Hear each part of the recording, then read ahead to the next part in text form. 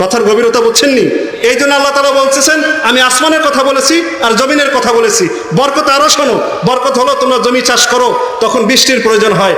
আমি ছোটবেলায় দেখেছি আমার বাপ দাদারা যখন হাল চাষ করেছে, তখন হাল চাষ করে এসেছে ঠিক, কিন্তু রাতের বেলায় তারা কান্না করতো, 2 রাকাত নামাজ পড়ে কাঁদতো, মাওলা হাল চাষ করে আসলাম, এখন বৃষ্টির প্রয়োজন। আল্লাহর দিকে তাকাইছিল। কথা বলেন ঠিক কিনা বলেন?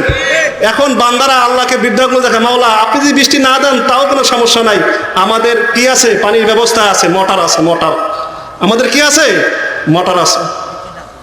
এই জন্য আল্লাহ বলেন, যেহেতু মোটর আছে তুমি মোটরকে নিয়ে থাকো, আমি আল্লাহ চলে গেলাম, আমি মাওলা চলে গেলাম। দেখি মোটর তোমাকে কতদিন পানি দেয় বান্দা, দেখি মানুষ তোমাকে কতদিন সাহায্য করে বান্দা, আমি দেখবো বান্দা, আমি দেখতেছি। না বান্দা, মানুষ তোমাকে ক্ষমতা রাখতে পারবে না বান্দা, মানুষের হুঙ্কার তোমাকে ক্ষমতা রাখতে পারবে না বান্দা। শোনো, আমি যদি না থাকি বান্দা তোমার পাশে, কেউ তোমার পাশে থাকবে না। কথা বলেন ঠিক কিনা? মুহতারাম হাজিরিন, এই জন্য যারা তাকওয়া অবলম্বন করবে, আল্লাহ তাআলা জমিন এবং আসমানের বরকতের দরজা খুলে দিবেন। আমরা আরো বলি, মাওলা এখন আমরা সন্তুষ্ট হই নাই, তাকওয়া যদি অবলম্বন করি আপনি আমাদের কি দিবেন? আল্লাহ তাআলা বলেন, সামনে আলোচনা যাব, এটাকে শেষ করে সামনে আলোচনা যাব।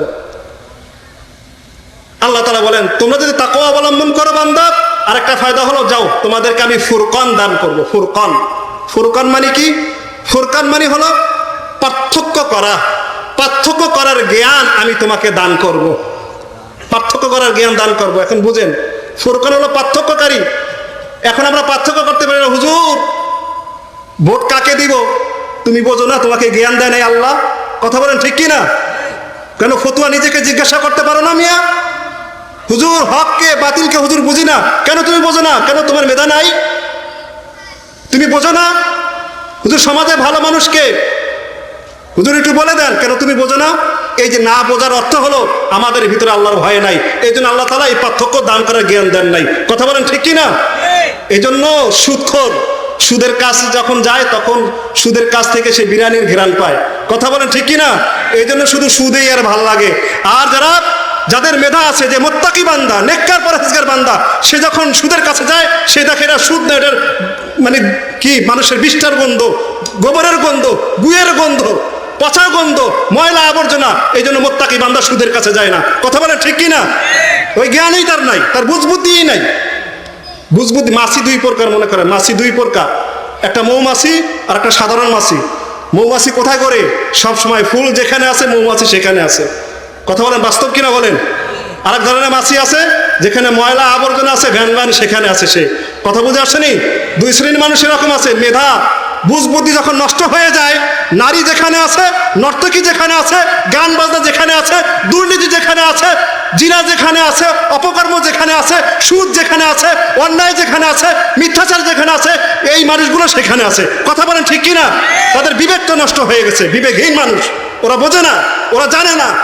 এরপরে বলতে গেলে কই মোল্লারা তো বলবই, আরে বাদ দে, আল্লাহ ভরসা। কথা বলেন ঠিক কিনা? মুরব্বীরা এরকম আছেন, যুবকেরা এরকম আছেন, মা বোনেরা এরকম আছেন। যখন আপনি বলবেন আরে বাদ দে, মোল্লাদের কাজে এটা, আরে আল্লাহ ভরসা। আল্লাহ ভরসা কি বলেন না? আল্লাহ ভরসা কি? আল্লাহ ভরসা হলো সুদ খাবেন, কবরে গেলে আল্লাহ সালাম জানাবেন, এটা আল্লাহ ভরসা? কথা বলেন, এটা আল্লাহ ভরসা? তা আল্লাহ ভরসা কি? আপনি কি বুঝান আল্লাহ ভরসা? 5 ওয়াক্ত নামাজ পড়েন না, রোজা রাখেন না, অন্যায়ের সাথে, সুদের সাথে, ঘুষের সাথে, ইয়াবার সাথে, মদের সাথে, জিনার সাথে, নর্তকীর সাথে আপনার সম্পর্ক, আর আপনি বলেন আল্লাহ ভরসা। যখন আপনি কিয়ামতের দিন যাবেন, নবী আমাকে তো সুপারিশ করবে, আমি তো নবীজির আশিক, নবীজির পাগল। আমি একটা মাঝে মাঝে বয়ানের ভিতরে মাঝে মাঝে বলি, এই হাতির দাঁত আছে না, হাতির দাঁত, হাতি যেই দাঁত দেখায় সেই দাঁত দিয়ে কিন্তু হাতি খায় না। কথা বলেন ঠিক কিনা? কিছু মানুষ এরকম আছে, সুন্দর সুন্দর কথা বলে, এই সুন্দর সুন্দর কথা অনুযায়ী সে চলে না, ভিতরে কত তার একটা রূপ আছে, ওই রূপ অনুযায়ী সে চলে। কথা বলেন বাস্তব কিনা বলেন? হ্যাঁ, কিন্তু বন্ধু তোমার বুঝতে হবে তুমি কে। মনে রাখবা, জমিনেরও উপরে পিঠ আছে, জমিনেরও নিচেরও পিঠ আছে। আপনার 60 বছর 70 বছর, একটু বোঝেন, আপনাদের একটু বিবেকটা জাগাই, আপনিও ভাবেন, আমিও ভাবি। এই যে আমার এলাকার মুরব্বীরা, বাবারা আপনারা আছেন, আমার তো মনে চায় যে আপনাদের সাথে আমি জান্নাতে থাকি, আপনারা আমার সাথে জান্নাতে থাকেন, এটা আমারই কাম্য। কেন আমি এই কথাগুলো বলি? আমি যদি শক্ত কথাও বলি, আমি যদি নরম কথাও বলি, শক্ত কথা বলি, সমাজ থেকে আমাকে বের করে দিবেন না? যখন আপনি বের করে দিবেন তখন আপনার মায়া লাগবে না রে, যদিও শক্ত কথা বলছে, আমাদের জন্যই তো বলছে। কথা বলেন, ঠিক কিনা বলেন? শক্ত কথা বললে সমাজ থেকে বের করে দিবেন আমাকে? বলেন, বের করে দিবেন আমাকে? বলেন, বের করবেন না। আমি আপনাদের জন্যই বলি, আর কত নিজেকে ধোঁকা দিবেন বলেন? আমাদের তো আখেরাত। 70 বছর 60 বছর এই হায়াতটা শুধুমাত্র 2 তলা আর 3 তলা বিল্ডিং করার জন্য কাটায় দিলেন, আর যে কবর জগৎ যেটা শুরু আছে শেষ নাই, সেটার জন্য কি করলেন বলেন? বলেন, একটু ভাবেন, বলেন। এই যে পোস্টার, এই যে দেখেন পোস্টার কত কালার করা হয়েছে। এক কালার পোস্টারে তো 2টা পিঠ আছে, একটা পিঠ শুধু আপনি সুন্দর করে সাজাইলেন, বাকি পিঠটা বলেন না, বাকি পিঠটা কি সাদা? তাহলে এই 70 বছরের হায়াত 3 তলা বিল্ডিং এর জন্য আপনি কাটায় দিলেন। তাহলে পরকালের যেই মাটির নিচে একটা জগৎ আছে, পরকালের জগতের জন্য কি করলেন বলেন? আপনি একটু ভাবেন, ভাবেন না? একটু ভাবেন, আপনিও ভাবেন, আমিও ভাবি। মুহতারাম হাজিরিন, যেই কথা বলতেছিলাম, যারা মুত্তাকি বান্দা তাদেরকে আল্লাহ তাআলা ফুরকান দান করেন, জ্ঞান দান করেন, বুদ্ধি দান করেন, কোনটা হক কোনটা বাতিল সে পার্থক্য করতে পারে, সে নির্ণয় করতে পারে যে এটা আসলেই বাতিল, এটা আসলেই খারাপ। একটা ওয়াকিয়া আপনাদেরকে শোনাই, বাস্তব ওয়াকিয়া, সাহাবী যুগের ঘটনা। শুনলে আপনাদের দিলে তৃপ্তি পাবে যে আসলেই তো কি। আলী রাদিয়াল্লাহু তাআলা আনহু আর ওমর রাদিয়াল্লাহু তাআলা আনহুর ভিতরে ঘটে যাওয়া একটা ঘটনা। আলী রাদিয়াল্লাহু তাআলা আনহু একদিন স্বপ্ন দেখলেন যে নবীজি সাল্লাল্লাহু আলাইহি ওয়াসাল্লাম স্বপ্ন যোগে আসলেন। আসার পরে নবীজি নামাজ পড়লেন, আলীও তার পিছনে নামাজ পড়লেন। নামাজ পড়ার পরে নবীজি সালাম ফিরাইলেন। সালাম ফিরানোর পরে ফজরের পরে ইমাম সাহেব যেরকম ভাবে আমাদের দিকে ফিরে, নবীজি ওই রকম ভাবে সালাম ফিরাইয়া মুসল্লির দিকে ফিরলেন, সাহাবীদের দিকে ফিরলেন। ফেরার পরে কিছু কথাবার্তা বলেন। হঠাৎ করে একটা মহিলা খেজুর নিয়ে আসলো, এক বাটি খেজুর বা এক টুকরি খেজুর নিয়ে আসলেন নবীজির কাছে। আসার পরে নবীজি সাল্লাল্লাহু আলাইহি ওয়াসাল্লাম তার কাছে, নবীজির কাছে দিলেন। আবার নবীজি ওমরের কাছে দিলেন, ওমর যাও তুমি সবাইকে 2টা করে খেজুর দিয়ে দাও। এই স্বপ্ন দেখলেন। স্বপ্ন দেখার পরে আলী রাদিয়াল্লাহু তাআলা আনহু স্বপ্ন ভেঙে গেল। পরের দিন সকালবেলা ফজরের নামাজ পড়তে গেলেন। পড়তে যাওয়ার পরে ওমর রাদিয়াল্লাহু তাআলা আনহু ইমামতি করলেন। ইমামতি করার পর ওমর সালাম ফিরাইলেন। সালাম ফিরানোর পরে আবার তিনি পিছনে ফিরে তাকাইলেন, বসলেন, মুসল্লিদেরকে নিয়ে বসলেন। বসার পরে হঠাৎ করে একটা মহিলা ওই যে খেজুর নিয়ে আসলো। কথা বুঝবেন কিন্তু এখানে। খেজুর নিয়ে আসার পরে ওমর বলল, ওমর বললেন আলী যাও। ওমর রাদিয়াল্লাহু তাআলা আনহু মহিলার কাছ থেকে খেজুর নিলেন। ওমর নিজেই বিতরণ করতেছেন, সবাইকে 2টা করে দিতেছেন। আলীও 2টা দিলেন, আলীও 2টা খাইলেন। খাওয়ার পরে আলী রাদিয়াল্লাহু তাআলা বলেন যে আমিরুল মুমিনিন, খেজুরটা অনেক মজা, যদি আরেকটা দিতেন। বলে আলী, নবীজি যদি স্বপ্নে যোগে তোমাকে 3টা দিত, আমি তোমাকে 3টা দিতাম। সুবহানাল্লাহ বলবেন না? এই সম্পর্কে কি গভীরতা, কি বুঝলেন বলেন? এই যে এটা আল্লাহ তাআলা পার্থক্য করার, এই যে মুত্তাকি বান্দার পার্থক্য, তারা রূহের জগতের মাধ্যমে তারা আল্লাহ তাআলা নূর দ্বারা এগুলো অবলোকন করতে পারেন। এটা আমাদের বুঝে আসবে না। বুঝে তখনই আসবে যখন কোন আল্লাহ ওয়ালার দরবারে যাব। সামনে আলোচনায় আসবে ইনশাআল্লাহ। এক জুনাইদ বাগদাদী রহমতুল্লাহি আলাইহির কাছে এক মুহিব্বিন, তার কাছের লোক, মানে আঙ্গুর নিয়ে আসে, আঙ্গুর ফল। বলেন হুজুর এটা আপনার জন্য আনছি। জুনাইদ বাগদাদী যখন আঙ্গুর ফল মুখে দিলেন, মুখে দেওয়ার সাথে সাথে বলল, এই আঙ্গুর কোথা থেকে আনছো? বাজার থেকে। এটা আমি খাবো না। কেন হুজুর খাবেন না? অনেক আশা করে আনছে। এই আঙ্গুর থেকে মুর্দাদের অর্থাৎ মৃত ব্যক্তির বন্ধু আসে, আমি এই আঙ্গুর খাবো না। বিচলিত হয়ে গেলেন, কি বলো এটা? তখন তাড়াতাড়ি এটাকে তাহকিক করার জন্য, যাচাই বাছাই করার জন্য তিনি সেই দোকানদারের কাছে গেলেন, বাজারে গেলেন। ভাই আপনি আঙ্গুর কোথা থেকে আনলেন? কেন? ভাই একটু বলতে হবে, এর বাস্তবতা কি আমার একটু খোঁজ করতে হবে। আমি ওখান থেকে আনছি। তো ওই বাড়িতে গেলেন, যাওয়ার পরে তাকে জিজ্ঞাসা করলেন, ভাই আপনি আঙ্গুর কিভাবে চাষ করছেন, কোথায় চাষ করছেন?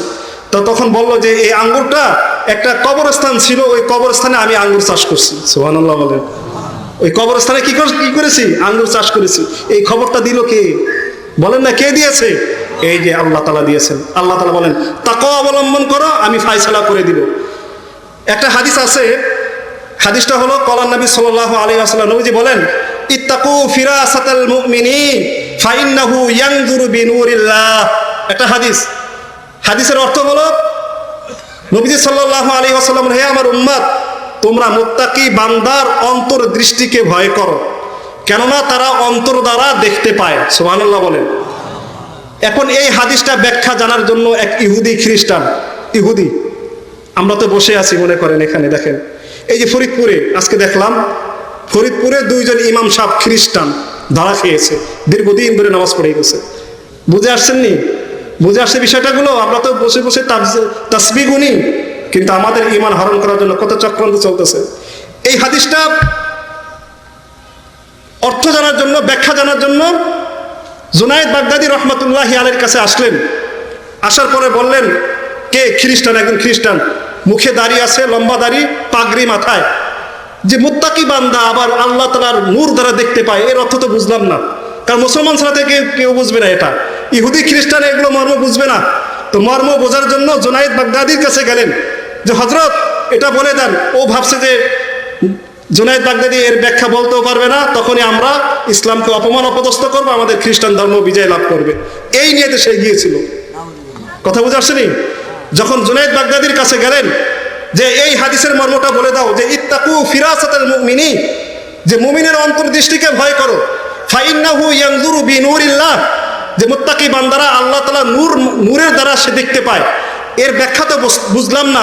জুনায়েদ বাগদাদীকে বলতেছেন এই হাদিসের ব্যাখ্যা বলে দেন। তখন জুনায়েদ বাগদাদী বলেন, বেয়াদব কথাকার, আগে তুই মুসলমান হ, তারপরে এই হাদিসের অর্থ তুই জানতে আয়। কথা বলেন মুহতারাম হাজী, বোঝেন নাই মনে হয়? তার সাথে সম্পর্ক নাই, কিন্তু সে একজন ইহুদি খ্রিস্টান, পাগড়ি মাথায়, দাড়ি, মুখে দাড়ি রয়েছে। জুনায়েদ বাগদাদীর সাথে কোনো সম্পর্ক নাই, কিন্তু বিনুরিল্লাহ, এই নূর দ্বারা দেখতে পায়। সাথে সাথে খ্রিস্টান বলল, আমার হাদিসের অর্থ বুঝে আসছে হযরত, আমাকে আপনি মুসলমান বানিয়ে নেন। সুবহানাল্লাহ। হ্যাঁ, ইত্তাকু ফিরাসাতাল মুমিনিন, মুমিনের অন্তর্দৃষ্টিকে ভয় করো। এই জন্য মুমিনদেরকে কষ্ট দিয়েন না, যারা 5 ওয়াক্ত নামাজ পড়ে তাদেরকে কষ্ট দিয়েন না বন্ধু। যারা সমাজে যাদেরকে আমরা ভদ্র সভ্য মনে করি, আসলে নেককার মানুষ, কষ্ট দিয়েন না, ধরা খেয়ে যাবে, বাঁচবেন না, ধরা খেয়ে যাবেন। আল্লাহ তাআলা বুঝদার করে, সকলে আমিন। মুহতারাম হাজিরিন, তাহলে তাকওয়ার গুরুত্ব, তাকওয়ার ফায়দার কথা আমরা বুঝলাম। এখন আমাদের তো মনে চায়, হুজুর সবকিছু তো বললেন, এবার একটু বলেন না তাকওয়া কিভাবে অর্জন করতে পারি। মনে চাই কি চায় না বলেন তো? এই যে খেজুর গাছ কাটেন, একটা পদ্ধতি আছে কিনা বলেন? তাল গাছ কাটেন, একটা পদ্ধতি আছে কিনা? পদ্ধতি আছে। ঠিক আল্লাহকে পেতে হলে, আল্লাহর ভয় অর্জন করতে হলে পদ্ধতি আছে।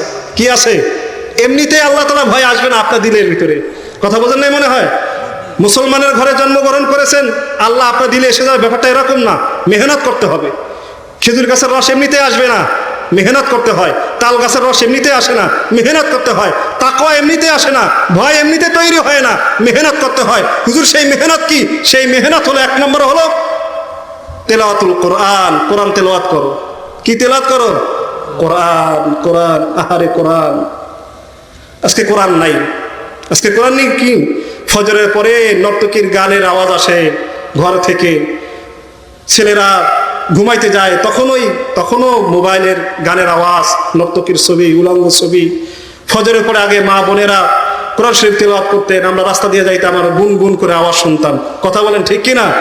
এখন সেই গুনগুনের আওয়াজ আর নাকের টান, নাকের ডাক। সকালবেলা ঘুমা 8টার সময় ওঠে, হাই সোসাইটির স্বামী বিদেশ থাকে, তো ব্যাপার আছে না, ফজরের পর ওঠে। যারা খেত খামার, এরা ফজরের পর ওঠে। আমাদের তো টাকা আছে, আমাদের তো সবকিছু আছে, আমরা ফজরের পর কেন উঠবো? কথা বলে ঠিক কিনা? এরকম বুঝাইতে চায়। হ্যাঁ, তেলাওয়াতে কোরআন যত তেলাওয়াত করবেন, আল্লাহর ভয় তত আপনার ভিতরে তত তৈরি হবে, আল্লাহর মহব্বত তৈরি হবে। কথা বুঝে আসছেনি? সম্পর্ক কোনো একটা শুনেন, এখানে বলি, কোন সম্মানিত জিনিসের সাথে যদি মানুষের সম্পর্ক হয়, সেই মানুষটাও সম্মানিত হয়ে যায়। কথা বুঝে আসছেনি? উদাহরণ দেই কয়েকটা। এই দেখেন কোরআন, এই যে কোরআন, এই কোরআনের সাথে যখন একটা সাধারণ একটা কাপড় যদি মিলানো হয়, তখন এই কাপড়টাকে আপনি উঁচু ছড়া ধরবেন না। কথা বোঝেন নাই মনে হয়? এই যে এখানে রাখলাম, এই কাঠটার কোনো মূল্য আছে, কিন্তু এখন মূল্যবান হয়ে গেছে। কেন? এই কোরআন রাখার কারণে। কথা বুঝতে পারছেন? বাইতুল্লাহ, আল্লাহর ঘর বলা হয়। একটা ঘর যখন বলা হলো আল্লাহর ঘর, আল্লাহর সাথে সম্পর্ক করা হয়েছে, ওই ঘরটা দামি হয়ে গেছে। মসজিদে নববী অর্থাৎ নবীজির মসজিদ যখন বলা হলো ওই মসজিদের দাম হয়ে গেল। কথা বুঝে আসেনি? এই যে শাবান মাস চলতেছে, নবীজি সাল্লাল্লাহু আলাইহি ওয়াসাল্লাম বলেন শাবান ও শাহরি, শাবান আমার মাস, এই জন্য শাবান দামি হয়ে গেছে। ও রমাদান ও শাহরুল্লাহ, রমাদান আল্লাহর মাস, এই জন্য রমাদান মাস দামি হয়ে গেছে। কথা বুঝতেছেন নি? যখন কারো সম্পর্ক দামি জিনিসের সাথে হয় সেও দামি হয়ে যায়। কথা বুঝে আসছেনি? ঠিক এরকম ভাবে আমাদের সম্পর্ক যখন আল্লাহর সাথে হয়ে যাবে আল্লাহ আমাদেরকে দামি বানিয়ে দিবেন। কথা বলেন ঠিক কিনা? এই জন্য রাব্বুল আলামিন বলেন ইন্নামাল মুমিনুনা আল্লাযীনা ইযা যুকিরাল্লাহ ওয়াজিলাত কুলুবুহুম। সুবহানাল্লাহ বলেন। মুহতারাম হাজিরিন, রব্বুল আলামিন বলেন বান্দা শোনো, ইন্নামাল মুমিনুনা আল্লাযীনা ইযা যুকিরাল্লাহ ওয়াজিলাত কুলুবুহুম। বান্দা যখন আল্লাহ পাকের জিকির করে, জিকির করার সাথে সাথে ওই বান্দার ভিতরে ওয়াজিলাত কুলুবুহুম, যত জিকির করতে থাকবে, যত জিকির করতে থাকবে ওই বান্দার দিলের ভিতরে তত ভয় ভীত সন্তুষ্ট সে হতে থাকবে। সুবহানাল্লাহ বলেন। যে জিকির করে সেই জিকিরের মজা বোঝে। জিকির যে বেশি করে, সবসময় যে তাসবিহ বেশি পড়ে, জিকির শুধু লা ইলাহা ইল্লাল্লাহ, এটাই শুধু জিকির না। আপনি সকালে ঘুম থেকে উঠেছেন, সেখানে দোয়া আছে। আপনি বাথরুমে প্রবেশ করেছেন, সেখানে দোয়া আছে। বের হয়েছেন, দোয়া আছে। মসজিদে ঢুকেছেন, বের হয়েছেন, দোয়া আছে। এগুলো জিকির। এই যে ছোট ছোট যে দোয়াগুলো যে পড়বে, আল্লাহ রাব্বুল আলামিনের মহব্বত তৈরি হতে থাকবে। এরপর রাব্বুল আলামিন বলেন ওয়াইদা তুলিয়াত আলাইহিম যাদাতুহুম ঈমানা। যারা কোরআনুল কারীম বেশি বেশি তেলাওয়াত করবে, যাদাতুহুম ঈমানা, আমি তাদের ঈমানকে বাড়ায়া দেই। সুবহানাল্লাহ। এই জন্য মেরে মুহতারাম হাজিরিন, যারা কোরআনুল কারীম বেশি তেলাওয়াত করে, যারা কোরআনুল কারীম বেশি বেশি যারা পড়ে, তাদেরকে হুমকি দিয়ে লাভ নাই, ভয় দেখিয়ে লাভ নাই। কেন ভয় দেখিয়ে লাভ নাই? কারণ তারা মরণকে ভয় করে না, তাদের সম্পর্ক আল্লাহর সাথে হয়ে গেছে। কথা বলেন ঠিক কিনা? একটু আওয়াজ দিয়ে বলেন তো, আমার গর্দান কয়টা? আমার মাথা কয়টা? একটা। মাথা একটা, গর্দানে একটা। মৃত্যু কতবার? বলেন মৃত্যু কতবার? মৃত্যুই হলো একবার। ওই মুমিন মুসলমান জানে মৃত্যু যেহেতু আমার একবার, এই জন্য মুত্তাকি বান্দার ও দুনিয়ার কোনো কিছুকে ভয় করে না, পরোয়া করে না। কথা বলেন ঠিক কিনা? এই জন্য মেরে মুহতারাম হাজিরিন, কোরআনুল কারীম বেশি বেশি যে তেলাওয়াত করবে তাদের সাথে আল্লাহর সাথে একটা সম্পর্ক তৈরি হয়ে যাবে। রাজি আছি তো ইনশাআল্লাহ? আপনারা একটা নিয়ত করবেন, এই যে মাহে রমাদান আসতেছে, এই রমাদানে আপনারা আস্তে আস্তে কোরআনুল কারীম শেখা শুরু করেন। রাজি আসতে ইনশাআল্লাহ? বলেন, আপনারা একটু জবাব দেন, রাগ করবেন না। এই যে এখানে অনেক লোক আছেন, আজকে 40 বছর পর্যন্ত আপনারা মাহফিল শোনেন, 30 বছর আছে, 20 বছর আছে মাহফিল শুনতেছেন, এখনো কোরআনুল কারীম সহি করেন নাই। কথা বলে ঠিক কিনা? ধোঁকা দিতেছেন আপনি নিজেকে। দাড়ি পেকে গেছে, এখনো কোরআনও পড়তে পারেন না আপনি। তাহলে আমাদের ধর্ম তো ইসলাম, ইসলামের মূল জিনিস হল কোরআন। আপনি কোরআনই পড়তে পারেন না। সন্তানকে পড়াই দেন, কিন্তু আপনি না, আপনারা পড়তে হবে। কথা বুঝতেছেন নি?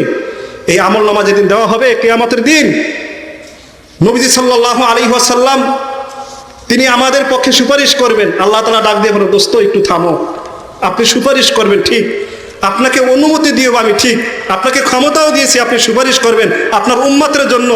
ওগো নবী, আমার হাবিব, আমার দোস্ত, তুমি যার জন্য সুপারিশ করবা ও তো দাঁত দেখাইছে, হাতির মতো দাঁত দেখাইছে, তার ভিতরগত জিনিস জানো না দোস্ত। তোমার বন্ধুর, তোমার উম্মতের আমলনামাটা একটু পড়ো না। এই আমলনামায় কি আছে? আল্লাহ তাআলা বলতেছেন, এটা কোনো গল্প কথা বলতেছেন না। আল্লাহ তাআলা বলতেছেন, আর আইতা মানিত্তাখাযা হাওয়াহু, যেই ব্যক্তি তার নফসকে, মনের চাহিদাকে আল্লাহ বানিয়ে নিয়েছে, ফাআনতা তাকুনু আলাইহি ওয়াকিলা, ও দোস্ত আপনি কি তার ওকিল হবেন? আপনি কি তার জিম্মাদার হবেন? আপনার উম্মতের এই আমলনামাটা একটু পড়েন না, এই আমলনামায় কি আছে, তারপর আপনি সুপারিশ করবেন, আমি আর বাধা দিব না। তখন নবীজি সাল্লাল্লাহু আলাইহি ওয়াসাল্লাম বলেন, আমার উম্মত দেখি তোমার আমলনামাটা। নবীজি সাল্লাল্লাহু আলাইহি ওয়াসাল্লাম আমলনামা নেবেন। আমলনামা নেওয়ার পরে যুবককে দেখবে, যুবকের 20 বছর চলে, এক ওয়াক্ত ফজরের নামাজ তার আমলনামার ভিতরে নাই, নর্তকীর ছবি আর উলঙ্গ ছবি, মোবাইলের নেশা। এই আজকে আসার পথে একটা খবর পেলাম যে এক ঘরের 3টা মেয়ে, এক যুবকের 3টা মেয়ে, হয়তো 5 বছর, 6 বছর, 7 বছর এরকম হবে। এই 3টা মেয়ে ছাদ থেকে লাফ দিয়ে আত্মহত্যা করেছে। কেন? ওই মা বাবা এরা দেখতেছে যে সন্তানগুলো অনলাইনে শুধু গেমস খেলে। ওই মা বাবা চিন্তা করলেন এই এত গেমস খেলে সন্তান নষ্ট হয়ে যাবে, গেমস বন্ধ করে দিয়েছে, আর গেমস যাতে না খেলতে পারে। এই যে বাবা মা গেমস বন্ধ করে দিল কেন? এই জন্য ছাদের উপরে গিয়ে এই 3 কন্যা সন্তান একসাথে লাফ দিয়ে আত্মহত্যা করেছে। বলেন নাউজুবিল্লাহ। বলেন এই আমলনামা যখন নবীজি দেখবেন, এই যুবক তুমি একটু শোনো, আজকে মোবাইল নিয়ে তুমি পড়ে আসো, নর্তকীর ছবি আর গান, উলঙ্গ ছবি, নাচ গান, মদ জুয়া নেশা নিয়ে তুমি পড়ে আসো। এই আমলনামা যখন নবীজির কাছে পেশ করা হবে, বলেন নবীজির অনুভূতিটা কেমন হবে? বলেন না, নবীজির অনুভূতি কেমন হবে? নবীজির চোখের পানি ছেড়ে দিয়ে বলবেন, উম্মাত আমার 23 বছরের জিন্দেগি তুমি এইভাবে নষ্ট করে দিলা। উম্মাত তোমার কি তায়েফের কথা মনে নাই? তোমার জন্য আমি কি করছি? আমি মাথা ফাটাইছি তোমার জন্য, আমি দাঁত মোবারক শহীদ করেছি, আমি মাতৃভূমি ছেড়ে দিয়েছি উম্মাত শুধু তোর জন্য। হ্যাঁ, তোর কল্যাণের জন্য, তোকে সুখে রাখার জন্য, তোর নাজাতের জন্য আমি আমার মাতৃভূমি ছেড়ে দিয়েছি। তায়েফের কথা তোমার মনে নাই? ইতিহাস তুমি পড়ো না? তায়েফবাসীরা আমাকে কি করেছে? নবীজি সাল্লাল্লাহু আলাইহি ওয়াসাল্লামকে একবার আম্মা জান আয়েশা বলেন, নবীজি যখন নবীজি খালি গায়ে ছিলেন তখন নবীজির পিঠ মোবারক দেখলেন যে পিঠের উপরে অনেক শত শত কালো কালো দাগ। তখন আম্মা জান আয়েশা বললেন, ও আল্লাহর রাসূল, আপনার কি ছোটকালে পক্স হয়েছিল, বসন্ত হয়েছিল? বলো কেন কেন আয়েশা? নবীজি আপনার পিঠে তো ছোট ছোট অনেক কালো দাগ, এই কালো দাগ কিসের? তখন নবীজি বলেন, আয়েশা শোনো, আমি এমন এক নবী, আমার উপরে মশা মাছি পড়া হারাম। সুবহানাল্লাহ বলেন। আয়েশা এই উম্মাতের ফিকিরের জন্য, এই উম্মাতের নাজাতের জন্য আমি তায়েফে গিয়েছিলাম। তায়েফের যুবকেরা, ছোট ছোট বাচ্চারা আমাকে ধারালো পাথরে নিক্ষেপ করে করে এই হাজারো আমার পিঠটাকে হাজারো ঝাঁঝরা করে দিয়েছে, শুধু উম্মাতের ফিকিরের জন্য। উম্মাত আজকে প্রতিদান এটা দিলাম প্রতিদান। বলো তোমার জন্য আমি কিভাবে সুপারিশ করব? বলেন, একটু ফিকির করেন। আপনার আমলনামা আপনি চিন্তা করেন যে এই আমলনামা যদি যখন নবীজি দেখেন আপনি সুপারিশ করবে আপনার পক্ষে। একটু ফিকির করেন যুবকেরা, একটু ফিকির করো। তুমিও ভাবো, আমিও ভাবো, তুমিও চিন্তা করো, আমিও চিন্তা করি। তোমার আমলনামা কি দিয়ে তুমি জমা করেছো? এখনো সময় আছে, ফিরে আসো। তোমার দিকে আজকে ইসলাম তাকিয়ে আছে। যুবক, তুমি যখন শক্তিশালী হয়ে যাবে, ইসলামও শক্তিশালী হয়ে যাবে। কথা বলেন, ঠিক কিনা বলেন? হ্যাঁ, আজকে এই দেখেন যুবকের সংখ্যা কম, মুরব্বীদের সংখ্যা বেশি। মুরব্বীরা চেনে যে আমি এখন কবর জগতের দিকে যাচ্ছে। যুবকেরা তো এখন ওই চিন্তা ভাবনা ওদের নাই। ওদের সাধনা, বাবা মার সাধনা, কবে ইটালি যাবে, কবে সৌদি যাবে, কবে কত টাকা কামাবে, আসলে এই ধ্যান ধারণা। এর জন্যই আল্লাহ তাআলা ওকে পাঠাইছে, ইটালির জন্য, সৌদির জন্য। এই জন্য বাবা মা কি করে সুদের উপর টাকা লাগিয়ে সন্তানের ভবিষ্যতের জন্য, সুখের জন্য একে ইটালি পাঠাইয়া দেয়। কিন্তু সন্তানের জন্য কি করলেন? এই সন্তান যেদিন বলবে যে আল্লাহ আমাকে মা বাবা কোরআন শেখায় নাই, জানাজার নামাজ পড়াইতে গিয়া জানাজার নামাজের দোয়া পারে না, আল্লাহ শেখায় নাই। বলেন, এমন যদি কথা আল্লাহর কাছে পেশ করা হয়, বাবা মা আপনি কি উত্তর দিবেন? বলেন। সন্তানের ক্যারিয়ার সাজাবার জন্য, 60 বছর জিন্দেগি সাজাবার জন্য এত কিছু আয়োজন করলেন, কিন্তু যেই পরকালে জিন্দেগি শুরু আছে শেষ নাই, সেই জিন্দেগির জন্য কি সাজালেন? সন্তানের জন্য কি করলেন? আল্লাহ বুঝদান করে, সকলে বলে আমিন। মুহতারাম হাজিরিন, তাহলে যেই কথা বলতেছিলাম যে আমরা কিভাবে আল্লাহর ভয় তৈরি করতে পারি, একটা পদ্ধতি। প্রথম পদ্ধতি হলো কোরআনুল কারীম তেলাওয়াত করা। দ্বিতীয় পদ্ধতি হলো নেককার, পরহেজগার, আল্লাহওয়ালা, পীর বুজুর্গ মানুষের সোহবতে থাকা। কথা বুঝতে পারছেন? আল্লাহওয়ালা মানুষের সোহবতে থাকা। এখন এক শ্রেণীর মানুষ বলবো, হুজুরে এই তো শুরু করে দিলেন এক কাহিনী, পীর মুরিদের কথা আনলেন। এই পীর মুরিদের কথা বাদ দিয়ে অনেক কিছু বলেন। পীর মুরিদি খারাপ জিনিস না। পীর কি? আপনাদের মসজিদের ইমাম সাহেব, উনিও পীর হতে পারেন, উনিও আপনার মুর্শিদ হতে পারেন। ভালো মানুষ, অর্থাৎ নেককার পরহেজগার মানুষ, যে আপনাকে সৎ উপদেশ দিবে, যার সাথে ওঠা বসা করলে আপনার দিলের ভিতরে পরিবর্তন আসবে, তার সাথে আপনি ওঠা বসা করেন। এই যে ভালো মানুষের সাথে ওঠা বসা করা।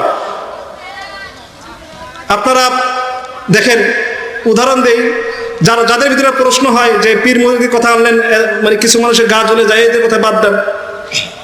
এক লোক মনে করেন আমাদের মাহফিলে, মাদারপুর থেকে আসবে, আমাদের মাহফিলে আসবে, ফেরিঘাট পর্যন্ত আসলো। আসার পরে একজনের কাছে জিজ্ঞাসা করলো, ভাই এই যে চরগোবিন্দপুর মৌলভী কান্দি জামে মসজিদের উদ্যোগে মাহফিল, এখানে আমি যাব।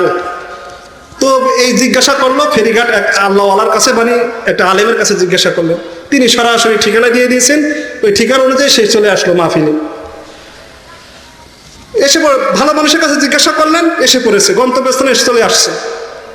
আবার আরেক ব্যক্তি, এই ব্যক্তি আরেক জায়গায় যাইবে, ঠিকানা জিজ্ঞাসা করছে। এমন এক মানুষের কাছে দুইজন গল্প করতেছে, শয়তানের ল্যাঞ্জা টানতেছে। শয়তানের ল্যাঞ্জা বোঝেননি? শয়তানের ল্যাঞ্জা টানতেছে। তাদের কাছে জিজ্ঞাসা করে যে ভাই আমি এমুক জায়গায় যাব। ও তাই না, কাছে আমাদের সাথে আসো। অনেকদিন ইয়াবা খাই না বন্ধু, সুযোগ কিন্তু একটা পাইছি, ইয়াবার টাকা হয়ে যাবে, কিন্তু মদের টাকা হয়ে যাবে, নর্তকী নাচের দেখার টাকা হয়ে যাবে, চল সিপাগলিতে নিয়ে যাই। কথা বুঝতে পারছেন? এই চিন্তা ভাবনা করে বলো চলেন তোমাকে মাহফিলে নিয়ে যাই। তো সিপাগলিতে নিয়ে যাওয়ার পরে বললো যা কিছু আছে বের করো। কথা বুঝতেছেন নি? এরকম হয় কিনা বলেন? হয়। কিন্তু ঠিকানা জিজ্ঞাসা করবে কার কাছে, সে ভুল করছে। এখন ওই লোক 3 নম্বরে গিয়া চিল্লাচিল্লি করতেছে, আমি আরো কার কাছে ঠিকানা চাইবো না, ঠিকানা চাইলেই সবকিছু নিয়ে যায়। কথা বুঝতে পারছেন? এখন ঠিকানা চাওয়ার দোষ হয়েছে নাকি তার ভুল জায়গায় সে অফার করছে, ভুল জায়গায় সে ঠিকানা চেয়েছে? কথা বোঝেন নাই মনে হয়। আপনি উষ্টা খেয়ে পড়ে গেছেন, এখন উষ্টা খেয়ে পড়ে গেলেন, মাটির দোষ না আপনার দোষ? আপনার চোখের দোষ। কথা বুঝে আসছেন? একটা মহিলা তার সন্তানকে বিবাহ করাইছে, বিবাহ করানোর পরে ছেলের বউ নিয়ে আসছে বাড়িতে। ছেলের বউ যতটুকু আমাদের কলসও অতটুকু, মানে কলস বরাবর ছেলের বউ। কথা বুঝে আসছেন? তো বউকে বলো বৌমা যাও পুকুর পাড় থেকে এক কলস পানি নিয়ে আসো। তো বৌমা কলসের পানি আনতে গেছে, গলায় ছিল হার, ওই হার পড়ে গেল কলসের ভিতরে। তো এখন বৌমা মনে করেন কলস বরাবর যদি মানুষ হয় তার হাত কত বড় হবে? বিশাল বড় হবে। কথা বলেন না? মনে হয় 2-3 ইঞ্চি হাত হবে। তাহলে এই হাত কলসের ভিতরে ঢুকানোর পরে হার খুঁজতেছে, হার তো পায় না। অনেকক্ষণ খোঁজাখুঁজি করার পরে বাড়িতে আসলো। বাড়িতে আসার পরে শাশুড়ি জিজ্ঞাসা করতেছে, বৌমা তোমার গলার হার কোথায়? এত দামি হার দিলাম, হারটা কি করছো? মা হারটা কলসের ভিতরে পড়ে গেছে। তো কলসের ভিতরে পড়ে গেল, কলসের থেকে হার উঠে আনো। মা অনেক খোঁজাখুঁজি করছি, আপনাদের কলসের তলা নাই। কথা বুঝলেন না? মনে হয় আপনাদের কলসের কি নাই? তলা নাই। আরে সে তলা পাবে কোথায়? স্যার হাত তো ওই বড় অত বড় লম্বা না। কথা বুঝে আসছেনি? তো দোষ তো তার হাতের, দোষ তো কলসের না। কথা বুঝে আসছেনি? তো আপনি ঠিকানা জিজ্ঞাসা করছেন ভুল মানুষের কাছে, এই জন্য ভুল সিদ্ধান্ত দেওয়া হয়েছে। আপনার এমন জায়গায় যান, এমন বাবার দরবারে যান, সিগারেট নিয়ে যেতে হয়। আমি যখন টেকরারে থাকতাম, এক বেনসন প্যাকেট কিনছে, আমার পিসাব এই বেনসন ছাড়া খায় না। পরে আমি বললাম এটা কেমন পিসাব, বেনসন ছাড়া খায় না? বাস্তব সত্য, আল্লাহি আমি সাক্ষী, বেনসন ছাড়া আপনার পীর খায় না। বলেন হুজুর এরকম আছে কিনা? হ্যাঁ, গেলে গরু দিতে হবে, ছাগল দিতে হবে, সব কিছু দিয়ে দেয়, লুঙ্গিটা পর্যন্ত দিয়ে দিতে হয়। এরকম দরবার আছে কিনা বলেন? তো ওখানে আপনি যাবেন কেন? ওখানে গেলে তো আল্লাহকে পাবেন না। দোষ তো ওখানে না, আপনার ঠিকানা যেখানে, ওই যে বলেছিলাম ভুল জায়গায় কেন আপনি যান, সঠিক জায়গায় যেতে হবে। আরে ভাই তেঁতুলের কথা তো শোনাই, এই যে তেঁতুল আসছে। তেঁতুল কি জিনিস দেখেন, তেঁতুল ছোটকালে এই যে মানে এই আমরা গাছ ছিল, এই কি বলা হয় মান্দার গাছ, মান্দার গাছ যেটা আমরা বলি মাদার গাছ। এই মাদার গাছের ফুল হয় না, এই ফুল আর ধনিয়া পাতা, আর ওই যে আমাদের ওয়াহেদ খান গাছের ওই যে তেঁতুল গাছ, আর ছোটবেলায় পারতাম আর মজা করে মারতাম আর খাইতাম। আরে ভাই কি যে মজা রে, জিহ্বা জল এসে গেছে। আপনাদের মুখের কি অবস্থা? রসে টলটল না? যদি রসে টলটল না হয় আপনার মুখে চিকিৎসা করেন। কথা বুঝে আসছেনি? মুহতারাম হাজিরিন, হাসানোর জন্য বলতেছি না, একটা জড় পদার্থ জিনিস তেঁতুল। এই তেঁতুলের কাছে গেলে যদি জিহ্বা জল আসতে পারে, একজন আল্লাহওয়ালার কাছে গেলে কলব পরিবর্তন হয়ে বন্ধু তোমার চোখ দিয়ে জল আসবে না। এটা বলেন আসবে না কেন? বলেন আসতে তো পারে। কথা বলেন ঠিক কিনা? তেঁতুলে যদি এই ক্ষমতা হতে পারে, একজন মুত্তাকি নেককার পরহেজগার বান্দার মানুষের কাছে গেলে আপনার কলব গলে আপনার চোখ দিয়ে পানি আসবে না কেন? অবশ্যই আসবে। এই জন্য মুত্তাকি বান্দার কাছে যাওয়া, নেককার পরহেজগার লোকের সাথে ওঠা বসা করা। মুহতারাম হাজিরিন, এই জন্য আল্লাহ তাআলা বলতেছেন যে ওয়াকুনু মা'আস সাদিকিন, সত্যবাদী যারা আছে এদের সাথে চলো। সিবগাতাল্লাহ ওয়া মান আহসানু মিনাল্লাহি সিবগা। রব্বুল আলামিন বলেন, এ আমার বান্দা আমার রঙে রঙিন হয়ে যাও। আপনারা একটু আওয়াজ দিয়ে বলেন তো, আল্লাহর রং কি সাদা? আল্লাহর রং কি সাদা? আল্লাহর রং কি কালো? আল্লাহর রং কি লাল? লাল না। তাহলে আল্লাহ তাআলা বলতেছেন সূরা বাকারার ভিতরে, আল ইমরানের ভিতরে বলেন সিবগাতাল্লাহ, আল্লাহর রঙে রঙিন হয়ে যাও। আল্লাহর রংটা কি? এই যে ইহুদি খ্রিস্টানেরা ওদের সন্তান জন্মগ্রহণ করলে 7 দিনের দিন রঙিন রং গোলায়া, হলুদ রং গোলায়া ওখানে চুপ দেওয়া হয়, গোসল করা হয়, গোসল করানো হয়। এরপরে ওরা বলে এখন এ প্রকৃত পক্ষেই খ্রিস্টান হয়ে গেল, মানে রঙিন পানিতে গোসল করেছে, এখন প্রকৃত পক্ষে এখন খ্রিস্টান। কিন্তু মুসলমান কি গায়ে সাদা জামা, সাদা টুপি, লম্বা দাড়ি রাখলে কি প্রকৃত মুসলমান? না। সিবগাতাল্লাহ ওমান আহসানু মিনাল্লাহি সিবগা। আল্লাহর রং কি? আল্লাহর রং হলো কোরআন এবং সুন্নাহ। বলেন আল্লাহর রং কি? কোরআন সুন্নাহ। কোরআনী আইন হলো আল্লাহর রং, নবীজির আদর্শ হলো আল্লাহর রং। তাহলে আল্লাহর রং যদি এটাও যদি হয়ে যায়, বন্ধু তোমার গালের দাড়ি কোথায়? কথা বোঝেন নাই মনে হয়, কষ্ট অনেকে পাবেন। দাড়ি কোথায় বলেন? আপনার চেহারা কে দিয়েছেন বলেন? আমাদের চেহারা কে বানাইছেন? এই নাক কে বসাইছেন? কান কে বসাইছেন? ঠোঁট কে বসাইছেন? আল্লাহ বলেন বান্দা কান আমি 2টা দিলাম, ঠোঁট 2টা দিলাম, চোখ 2টা দিলাম, তুমি কোথাও দ্বিধাদ্বন্দ্ব করলা না, যুক্তি খাটাইলা না বান্দা। তাহলে এগুলো আমি এখানে দিলাম, কোথাও তুমি হাত দিলা না, অভিযোগ করলা না বান্দা, তুমি এখানে কেন অভিযোগ করলা বলো? কথা বলতে তাই মনে হয়? দাড়ি কে দিয়েছেন বলেন? একটু একটু একটু যুক্তি, আপনার বিবেকটাকে একটু প্রশ্ন করেন। যে আল্লাহ কান দিয়েছেন, কানের ব্যাপারে আপনার প্রশ্ন নাই। যে আল্লাহ নাক দিয়েছেন, নাকের ব্যাপারে আপনার প্রশ্ন নাই। যে আল্লাহ 2টা ঠোঁট দিয়েছেন, ঠোঁটের ব্যাপারে আপনার প্রশ্ন নাই। যে আল্লাহ 2টা কান দিয়েছেন, কানের ব্যাপারে আপনার প্রশ্ন নাই। যে আল্লাহ তো চেহারা দিয়েছেন, চেহারার উপরে দাড়ি দিয়েছেন, এই দাড়ি শেখা আল্লাহ দিলেন, এখানে আপনার কেন প্রশ্ন? কথা বলেন ঠিক কিনা? মা বোনদের উদ্দেশ্যে করে বলি, মা বোনেরা আপনারাও আপনাদের স্বামীকে বলবেন, স্বামী আমার, আপনার মুখে দাড়ি নাই, আপনার মুখে, পুরুষের মুখে দাড়ি থাকা উচিত, এটা আল্লাহ দিয়েছেন। অতএব আমিও সিদ্ধান্ত নিলাম, কালকে আমি বিউটি পার্লারে যাব, যাওয়ার পরে আমি বিউটি পার্লার লোকদেরকে বলবো আমার মুখে দাড়ি লাগাইয়া দেন। মা বোনেরা যদি এইভাবে যদি যুক্তি খাটান, আমাদের পুরুষেরা সোজা হয়ে যাবে। কথা বলেন ঠিক কিনা? মা বোনেরা যে সিদ্ধান্ত নেন, আমাদের পুরুষেরা সকালে ঘুমিয়ে থাকতে পারবে না, ফজরের নামাজটা জামাতের সাথে আদায় করবে। কথা বলেন ঠিক কিনা? সব দোষ হলো পুরুষের, স্বামীর সব দোষ, সব স্বামীর। সেই একাই সঠিক, একাই ভালো। কথা বোঝেন নাই মনে হয়? এক নেতাকে প্রশ্ন করছে যে আপনি সবচেয়ে ভয় পান কাকে? এই যে কিছুদিন আগে, 2-1 দিন আগে, আপনি ভয় পান কাকে? কয় কাকে ভয় পাই? ভিডিও করো না কিন্তু। কাকে ভয় পাও? ঘরের স্ত্রীকে। কেন? সে মানে তার সব কাজ সঠিক, আমারটা ব্যাঠিক, এই জন্য আর আমি ভয় পাই। কথা বলেন ঠিক কিনা? মানে আমাদের বিবিদের সমস্ত কাজ হলো সঠিক, আর আমাদের যারা স্বামী আছি, বেচার আছি, আমাদের কাজ হলো সব ব্যাঠিক। কথা বলেন ঠিক কিনা? মুহতারাম হাজিরিন, যেই কথা বলতেছিলাম, তাহলে ভয় আমরা কিভাবে তৈরি করব? আল্লাহওয়ালা বুজুর্গের সাথে নিয়ে আসেন, আল্লাহওয়ালাদের সাথে যখন ওঠা বসা করব, তখন আমাদের দিলের ভিতরে ভয় তৈরি হবে। কথা বুঝে আসছে নি? সূরা কাহাফের 28 নম্বর আয়াতে কারিমা আমি তেলাওয়াত করতেছি। দেখেন আল্লাহ তাআলা সরাসরি বলে দিয়েছেন, ওসিয়াত করতেছেন। আল্লাহ তাআলা ডাইরেক্ট পরামর্শ দিতেছেন। কে পরামর্শ দেন? আল্লাহ পরামর্শ দিতেছেন, বান্দা তুমি কার সাথে চলবা।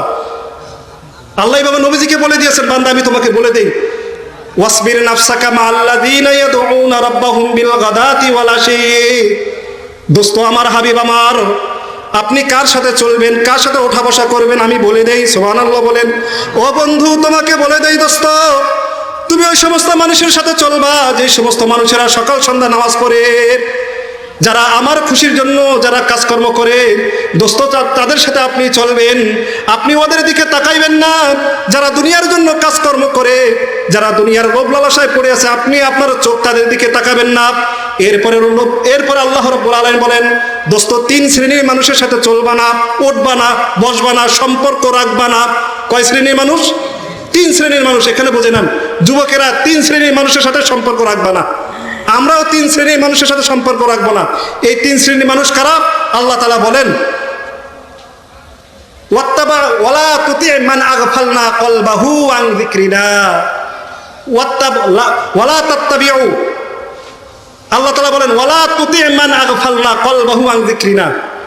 যার কলব থেকে আমার স্মরণ, আমার জিকির, যার স্মরণ থেকে উঠে গেছে। নবী দোস্ত আমি বলতেছি, আপনাকে বলতেছি, ওয়ালা তুতি, আমরের সিগা আল্লাহ তাআলা আদেশ করতেছেন, নাহির সিগা আল্লাহ তাআলা বলতেছেন যে আপনি অনুসরণ করবেন না, ওকে মানবেন না, ওর সাথে চলবেন না, সম্পর্ক রাখবেন না। যার দিলে আমার স্মরণ নাই, 24 ঘন্টার ভিতরে একবারও আমার নাম নেয় নাই, আমার নাম উচ্চারণ করে নাই, ফজরের সময় ইমাম সাহেব ডেকেছে, আজান দিয়েছে, মা বলেছে, বাবা বলেছে, ঘরের সবাই বলেছে, যুবক এত বড় পাষাণের পাষাণ, এত বড় বেদব, এত বড় নাফরমান, ফজরও আসে নাই, জোহরও আসে নাই, এশারও আসে নাই, মাগরিবও আসে নাই, চতুর্দিক থেকে ডাকা হয়, ও এত বড় পাষাণ হয়ে গেল, কারো কথা মানলো না, শুনলো না। আন জিক্রি না, যার কলব থেকে আমার জিকির উঠে গেছে, আমার ভালোবাসা উঠে গেছে, একবারও আমার নাম নেয় নাই, ও দোস্ত, ও হাবিব, তার সাথে আপনি চলবেন না, বসবেন না, উঠবেন না, সম্পর্ক রাখবেন না, তার পিছনে ঘুরবেন না। কথা বলেন ঠিক কিনা? যদি ঘুরেন তাহলে আপনি আল্লাহ তাআলার আদেশকে আপনি অমান্য করলেন। এক নম্বর কথা, এই শ্রেণীর মানুষের সাথে চলা যাবে না। দুই নম্বরে ওয়াত্তাবা হাওয়াহু, যারা খেয়াল খুশি মতো চলে, মন যেটা চায় সেটাই করে, কখনো চুল আশ্রায়, চুল বড় রাখে, কখনো ছোট করে, কখনো মেসি, কখনো রোনালদো, কখনো সালমান খান, মানে কাটিং করে আর মজা পায় না। কোন কাটিংয়ে রাখলে আর চললে মানে আর প্রেমিকা 7-8 জন হবে এর সিদ্ধান্ত নিতে পারে না। কথা বলেন ঠিক কিনা? কখনো হাফ প্যান্ট, কখনো ফুল প্যান্ট, কখনো মানে লম্বা জামা, কখনো পায়ের নিচে মানে দিয়ে ঘোরাফেরা, মানে সে তার শান্তি নাই, মন যখন যেটা চায় সেটাই সে করে। কখনো মোবাইল দেখে, কখনো মোবাইল সবসময় দেখে, আবার বন্ধ করে, আবার ফেসবুক চালায়, আবার একটু ঘোরাফেরা করে, আবার একটু খেলাধুলা করে, একবারের জন্য মসজিদে আসে না। মন যেটা চায় সেটাই সে করে। এই যে এই সমস্ত মানুষের সাথে নবী আপনি সম্পর্ক রাখবেন না, মানে নবীকে বলছেন, মানে আমাদেরকে বলতেছেন এই শ্রেণী মানুষের সাথে কি করবেন না? সম্পর্ক রাখবেন না। 3 নম্বর হলো ওয়াকানা আমরুহু ফুরুতা, ওয়াকানা আমরুহু ফুরুতা, যার কাজ সীমা লঙ্ঘন হয়ে গেছে, সীমা ছাড়িয়ে গেছে, এদের সাথে আপনি চলবেন না। সীমা ছাড়িয়ে গেছে মানে আজকে 5 বছর হয়ে যায় সুদ ছাড়ে না, 10 বছর হয়ে যায় সুদ ছাড়ে না, 70 বছর চলে এখনো সুদের উপরে আছে। এই যে সুদখোরের সাথে আপনি চলবেন না, ঘুষখোরের সাথে চলবেন না, দুর্নীতিবাজের সাথে চলবেন না, সন্ত্রাস, চাঁদাবাজ, দুর্নীতিবাজ, এদের সাথে আপনি চলবেন না। যারা লাগাতার ভাবে এখনো এই অন্যায়ের কাজের উপরে তারা টিকে আছে, এই শ্রেণীর মানুষের সাথে আপনি চলবেন না, উঠবেন না, বসবেন না, এটা বলে দিয়েছেন। কথা বুঝার 3 শ্রেণীর মানুষ বুঝছেন নি? আল্লাহ তাআলা বুঝদান করে, সকলে আমিন। মুহতারাম হাজিরিন, আপনাদের কাছে একটা প্রশ্নের উত্তর আমি দেওয়ার জন্য 2-3 বছর ধরে চেষ্টা করছিলাম, কিন্তু সময়ের অভাবে পারি নাই। হুজুরে চলে আসবে, আস্তে আস্তে দেখি যতটুকু পারি দেই। আমাদের অনেকেরা গ্রামগঞ্জের লোকেরা প্রশ্ন করে, হুজুর মানে ওই যে দোষ করছে একজনের, বলে আরেকজনের, এই যে মুসল্লিরা নামাজ পড়ে, রোজা রাখে, নামাজ পড়ে, আবার গুনাহের কাজ করে। কি নামাজ পড়ে এগুলা? নামাজের পরে সুদও খায়, নামাজের পরে ঘুষও খায়, নামাজের পরে দুর্নীতি করে, এ কেমন আবার নামাজি? এরকম প্রশ্ন করে কি করে না বলেন তো? নামাজ শেষ করার সাথে সাথেই মানে সিগারেট, নামাজ শেষ করার সাথে সাথে মানে জুয়ার আড্ডায়, নামাজ শেষ করার সাথে সাথে রঙিন টিভি আর নর্তকী নাচ গানে বসে যায়, চায়ের আড্ডা বসে আর ওগুলা দেখে। কথা বুঝে আসেনি? এরকম শ্রেণীর লোক আছে কিনা বলেন? এই যে এই শ্রেণীর মানুষের দিকে তাকায় বলেন যে হুজুর এরা নামাজের পরে এই সমস্ত কাজ করে, তাহলে নামাজ পড়ে ফায়দা কি? হ্যাঁ, তাহলে দেখতে হবে দোষ কার, নামাজের না আমার। হুজুর আসতেছে একটা ছোট একটা মানে এবারও আমরা বলতে পারবো না, একটা যুবক বয়স মানে 8-এ পড়ে, 8-এ পড়তেছে, বাবাকে বাবা আমাকে বিবাহ করে দেন। বাবা বললো কে রে, কি হয়েছে? ইন্নালিল্লাহ, আব্বা জান তুই কি করছে এগুলা, বিবাহ করে দিন, মাত্র 8-এ পড়োস? না বাবা, আমার সাথে একজনের সম্পর্ক আছে, তার সিরিয়াল কিন্তু অনেক, আমি হারাই ফেলবো। না বাবা, তাড়াতাড়ি বিবাহ করাই দেন, নাহলে কিন্তু তাড়াতাড়ি ইমাম সাহেব, মানে মানুষ যখন দিশা না পায় ইমাম সাহেবের কাছে আসে, হুজুর কি করি এখন? তো হুজুরের কাছে যাওয়ার পরে হুজুর বললো যে ঠিক আছে আমার কাছে নিয়ে আসো। তো নিয়ে আসলে বাবা তোর এই অবস্থা কেন, তুই আমার সাথে 40 দিন নামাজ পড়বি। তো 40 দিন নামাজ পড়ছে, 35 দিন যাওয়ার পরে হুজুর কি অবস্থা, খোঁজ খবর নিছেন নি? হুজুর চিন্তা ভাবনা করলেন যে হাদিসেও আসছে 40 দিন যারা নামাজ কালাম পড়বে একসাথে গুনাহের কাছ থেকে বাঁচতে পারবে। বাবা একটা কথা কর, তুই যে এতদিন নামাজ পড়ছস, উজু করছস নি? কেন উজু করি নেই। তা উজু যদি না করে তাহলে সে ভালো হবে কিভাবে? তা আমাদের নামাজের জন্য 2টা দিক আছে, এই 2টা দিক যদি আমরা সমাধান করতে না পারি, আমাদের নামাজ আমাদের গুনাহ থেকে ফিরাবে না। তো বাকি আলোচনা ইনশাআল্লাহ অন্য এক সময় আলোচনা করব। ওমা তৌফিক ইল্লা বিল্লাহ।